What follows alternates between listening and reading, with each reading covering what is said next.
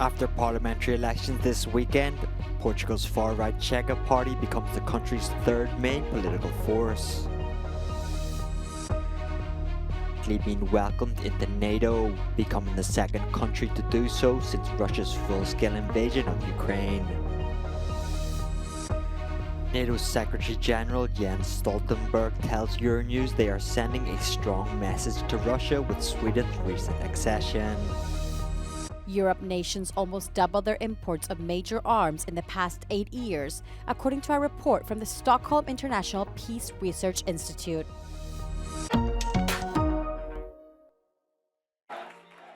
In just 5 years, the far right in Portugal has gone from having a single MP to becoming the third political force in parliament.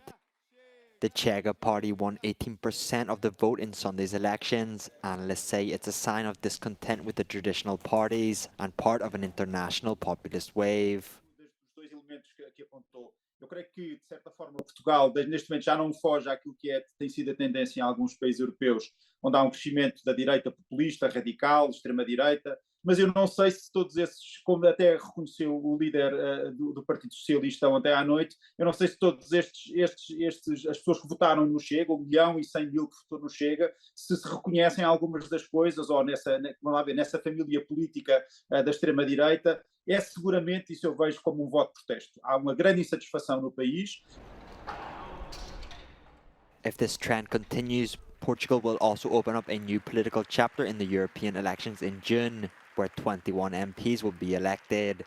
This could reinforce the expansion of the far right in the European Parliament. A minha expectativa é que o Chega eleja deputados que neste momento não tem e, portanto, que passa a ser uma força representada também no Parlamento Europeu, mas aí, Isabel, também é um pouco a tendência que nós temos assistido aos últimos anos no Parlamento Europeu, que é um enfraquecimento, vamos lá ver, dos partidos de centro-direita e centro-esquerda, e um crescimento gradual dos extremos. The centre-right Democratic Alliance coalition defeated the current socialist government with a marginal victory. This will have an impact on the balance of power at the European Council, which brings together the leaders of 27 countries. A confirmar-se que a AD forma governo, passa a haver só 4 primeiros-ministros ou chefes de governo do Partido Socialista e, portanto, obviamente que isto terá consequências naquilo que será a política também portuguesa sobre a União Europeia. The final composition of the government in Lisbon is far from being clear, as the centre-right vowed not to let the extreme right enter its government, but it cannot form a majority with any other of the remaining parties.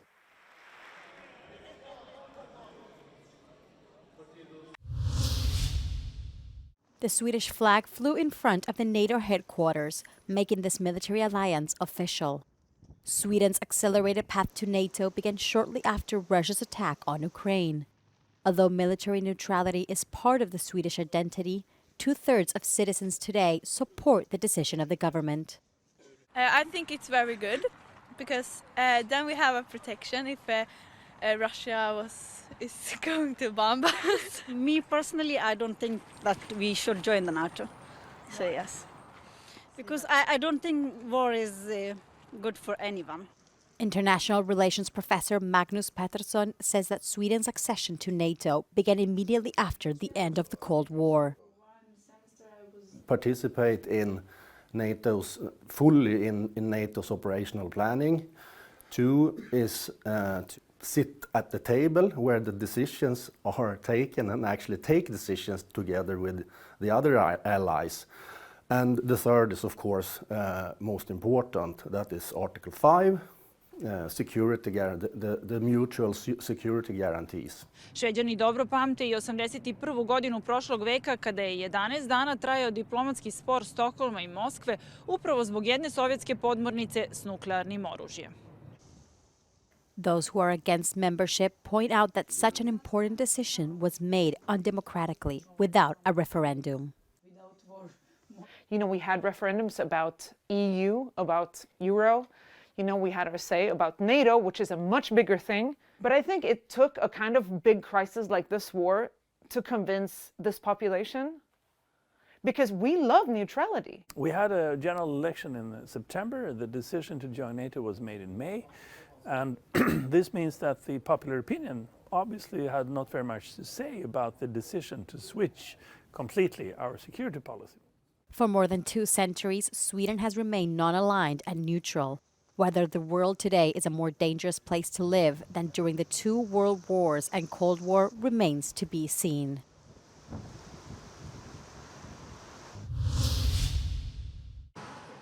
NATO is sending a very strong message to Moscow. That is what Jens Stoltenberg, NATO's Secretary General, told Euronews right after Sweden's NATO accession was celebrated in a flag-raising ceremony in Brussels. He also underlined why he considers it is a, quote, historic day. So NATO membership for Sweden makes Sweden safer. It also makes NATO stronger because Sweden is providing high-end military capabilities, submarines, fighter jets, a well-equipped and well-trained armed forces. So therefore NATO becomes stronger with Sweden as an ally. And we are also sending a very clear message to Moscow that NATO's door remains open. It's not for Moscow or President Putin to close that door. It's for NATO allies and European countries to decide on membership. Russia has long complained about NATO approaching its borders. The Secretary General says that allies need to be vigilant. We always have to take the potential threat from Russia seriously. At the same time, we don't see any imminent military threat against Sweden, Finland, or any other NATO ally. Does this make your life? Stoltenberg admitted that he feels the concerns from other allies after Donald Trump's recent comments about defense spending. From the United States, but also from some other allies, there have been some criticism against European allies not investing enough in defense. But I'm confident that US will remain a committed NATO ally also after the US elections, partly because NATO is a good deal for the United States. NATO is important for Europe, but also important for the United States. They have 31 friends and allies, something that Russia, China doesn't have at all. They represent 30... He explained that now more allies invest more than 2% in defense, which is a totally different reality than just a few years ago, when the majority of NATO allies spent below that.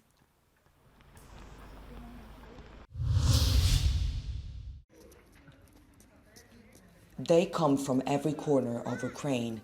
As the war continues, their testimonies and resilience tell the story of the conflict now 2 years into Russia's invasion. In the western city of Lviv, nearly 900 people have found a new home in temporary facilities provided by the Polish government and managed by the local municipality with the support of the Salesian congregation and the help of the Italian NGO VIS. Among them is Anna. Despite being disabled, having lost a leg, she managed to escape the Kharkiv region. She has been living here for almost a year and she's determined to leave her past behind.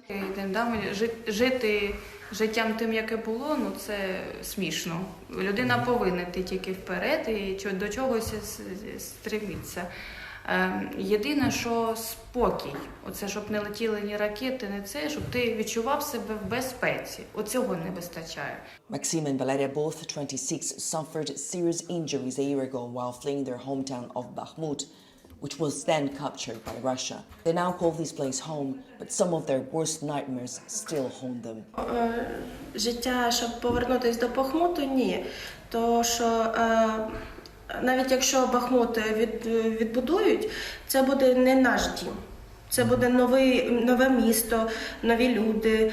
Це не наше. Нічні атаки пройдуть, тоді прийдемо далі. Father Andrew is one of the managers overseeing the facility. He says that after addressing trauma, it is crucial to focus on rebuilding lives.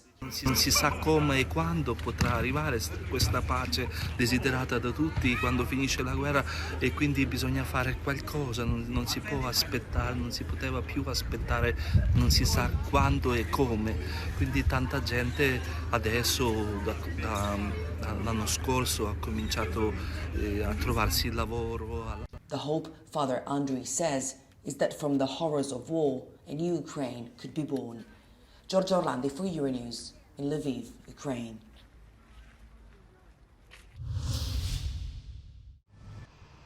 European nations almost doubled their imports of major arms between 2019 and 2023 compared to the 2014 and 2018 period. This is according to the Stockholm International Peace Research Institute. For the first time, France became the second largest arms exporter. Its arms exports increased by 47%. The largest single recipient of French arms exports was India, which accounted for nearly 30%. Russian arms exports decreased by 53% and has moved down to third place. Ukraine became the fourth biggest global importer of arms after it received weaponry from over 30 countries in 2022 and 2023. Around 55% of arms imported by European states between 2019 and 2022 were supplied by the USA. In total, the global volume of international arms transfers fell slightly by 3.3%. The bodies of 5 of 6 skiers who went missing near the Matterhorn mountain in the Swiss Alps have been found. The group, aged between 21 and 58, included members of the same local family. Police say they set out on a cross-country trek in reasonable weather, but that conditions deteriorated rapidly. Les secouristes arrivent sur place aux coordonnées que nous avions pu établir. Et c'est là qu'on découvre malheureusement 5 des 6 personnes décédées. The victims' bodies were found on a high ridge. A search is continuing for the 6th person.